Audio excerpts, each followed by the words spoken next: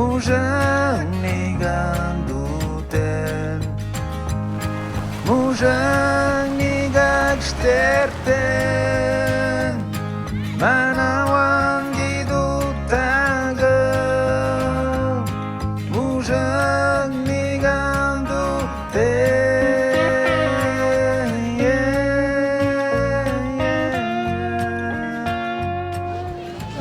La radio communautaire, c'était juste une idée, une réflexion. Là. Puis, à l'époque, les seules expériences qu'on avait eues, c'était chez les Inuits. Donc, il y a des personnes qui sont allées regarder, aller voir ce qui se passait là-bas. Et c'était quoi l'impact de la radio. Et écoute, l'idée est rapidement devenue un projet. Ça s'est développé là, comme un feu de paille. Là. Ça a été très vite. Je pense qu'en l'espace de 2 ans, 3 ans, là, on avait à peu près des stations partout. On a beaucoup appris sur le tas. Hein? On a tous suivi une formation de base, mais le reste, là, ça s'est développé en dedans de nous. Avez-vous une anecdote à raconter?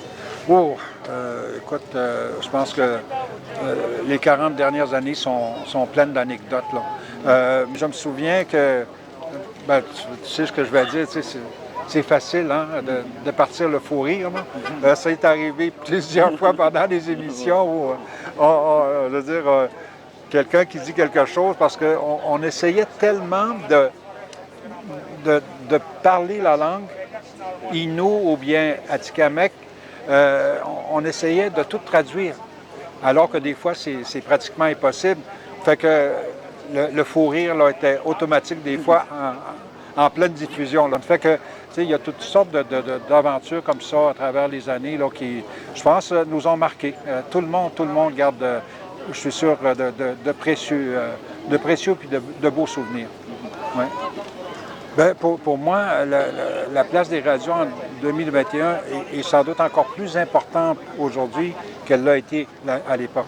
À l'époque, c'était une découverte, une aventure. Là. Et je pense que maintenant, aujourd'hui, puis depuis les 40 dernières années, je dirais peut-être les 30 dernières années, les radios sont devenues des incontournables au niveau des communautés. Tu sais, je te parlais de Kahnawake, j'aurais pu te parler d'Akwesasne, les radios chez les Cris, chez les Algonquins. Et pour moi, la communauté s'identifie à la radio.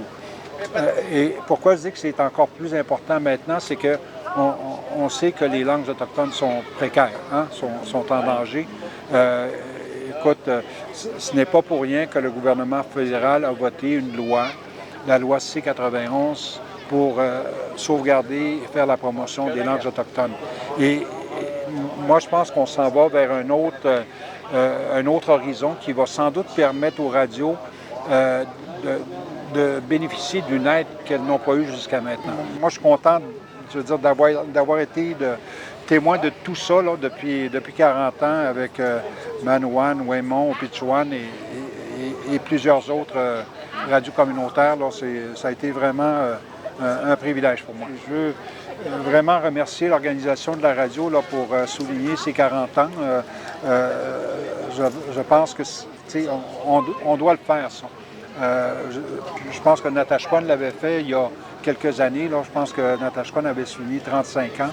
Et donc, il y a beaucoup de fierté là, avec ces développements-là. Et moi, je regarde l'avenir de façon très, très positive.